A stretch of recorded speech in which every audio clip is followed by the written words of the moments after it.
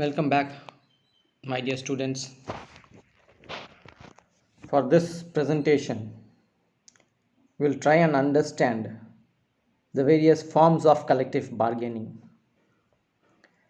As far as the various forms of collective bargaining is concerned, I am going to spell out three different forms.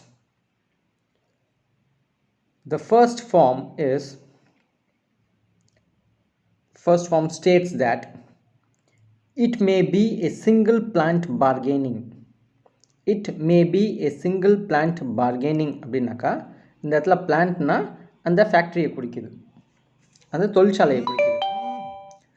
Single plant பார்கெனிங்னாக்கா ஒரு தொழிற்சாலையில் இருக்கக்கூடிய employer employee ரெண்டு பேரும் bargain பண்ணுவாங்க. That is bargaining may be between management and a single trade union. அந்த தொழிற்சாலையில் இருக்கக்கூடிய employee that is management அப்புறம் ஒரே ஒரு ட்ரேட் யூனியன், இவங்க ரெண்டு பேரும் மட்டும் பார்கெயின் பண்ணுவாங்க. இந்த மாதிரி நடந்ததுனாக்கா this type of collective bargaining prevails in United States and India. கண்டிப்பாக இது இந்தியாவில் இருக்குது, யூஎஸ்லேயும் இந்த மாதிரியான பார்கெனிங் இருக்குது.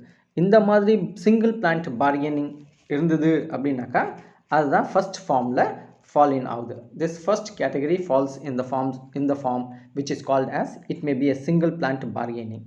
அதான் செகண்ட் ஃபார்ம் என்ன சொல்லுதுன்னு பார்த்தீங்கன்னாக்கா it may be a multiple plant bargaining. Multiple plant bargaining அப்படின்னாக்கா ஒரு சிங்கிள் ஃபேக்ட்ரியில் வந்து நிறையா பிளான்ட்ஸ் இருக்கும், நிறையா பிரான்ச்சஸ் இருக்கும். அந்த எல்லா பிரான்ச்சஸும் சேர்ந்து பார்கெயின் பண்ணுவாங்க.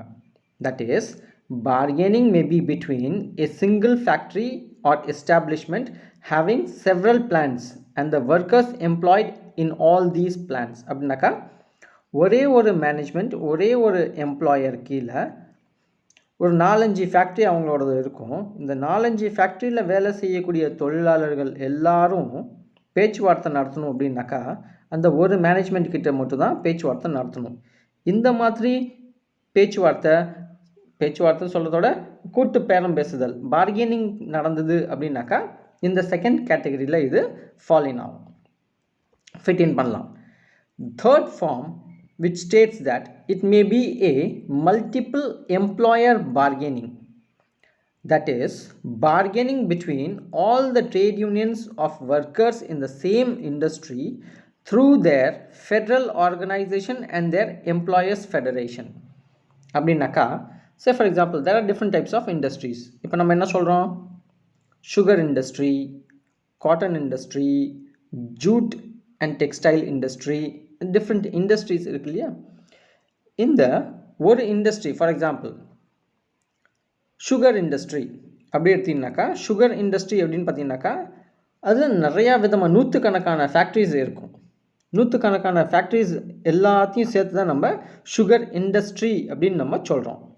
ஏற்கனவே நான் ஃபேக்ட்ரிக்கும் இண்டஸ்ட்ரிக்கும் என்னென்ன டிஃப்ரென்ஸ் உங்களுக்கு in my initial class I have tried my best to explain you the difference between factory and industry. I hope you understand. Here all the sugar factories put together is called as sugar industry. So here all the trade unions of sugar industry, that is working in the same industry, they bargain with the management through their federal organizations. அப்படின்னாக்கா எல்லா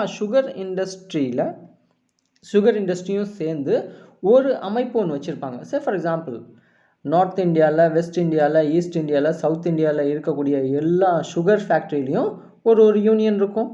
அந்த யூனியனுக்கு தலைவர் இருப்பாங்க.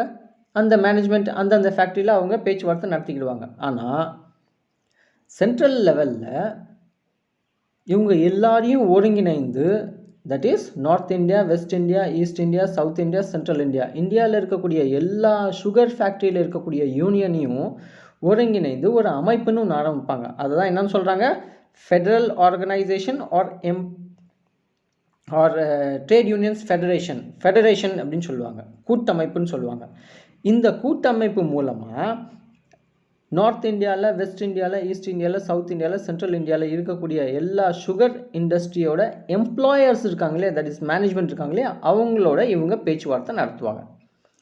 அது மாதிரி நடந்ததுனாக்கா இங்கே வந்து multiple employer வந்துடுறாங்க. எல்லா ஊர்லேருந்தும் எல்லா மாநிலத்துலேருந்தும் இருக்கக்கூடிய சுகர் ஃபேக்ட்ரியோட மேனேஜ்மெண்ட் வந்துடுறாங்க. அதனால இது மல்டிபிள் எம்ப்ளாயர் பார்கெனிங் அப்படின்னு நம்ம சொல்கிறோம். திருப்பி என்ன சொல்லலான்னு பார்த்தினாக்கா, this is possible both at the local and regional level and in generally resorted to in